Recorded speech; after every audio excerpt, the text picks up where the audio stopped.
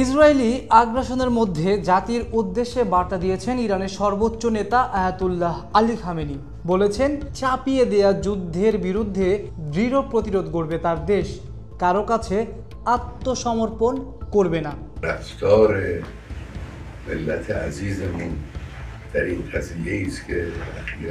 Iran চাপিয়ে দেয়া যুদ্ধের বিরুদ্ধে দৃঢ়ভাবে দাঁড়াবে, একইভাবে চাপিয়ে দেয়া শান্তির বিরুদ্ধেও দৃঢ়ভাবে দাঁড়াবে। এ জাতি চাপের মুখে কারো কাছে আত্মসমর্পণ করবে না বলেও জানান খামেনি। এদিকে ইরানে হামলা অব্যাহত রেখেছে ইসরায়েল। হামলায় ড্রোন ও যুদ্ধবিমান ব্যবহার করেছে দেশটির সামরিক বাহিনী। এসব ড্রোন ও যুদ্ধবিমান ভূপাতিত করার চেষ্টার পাশাপাশি পাল্টা ইসরায়েলে হামলা চালাচ্ছে ইরান। পাল্টা হামলার মধ্যে 18 জুন বিকেলে বার্তা দেন খামেনি, যা টেলিভিশনে সম্প্রচারিত হয়।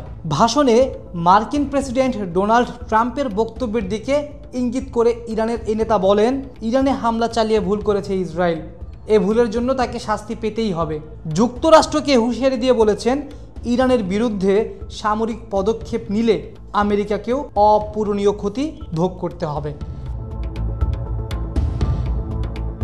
ভাষণে দেশবাসীর প্রশংসা করে আয়াতুল্লাহ খামেনি বলেন, ইহুদিবাদী শত্রুর মূর্খতা ও দাম্ভিকপূর্ণ আগ্রাসনের মুখে ইরানি জাতি ভদ্র, সাহসী ও সময়োপযোগী আচরণ দেখিয়েছেন।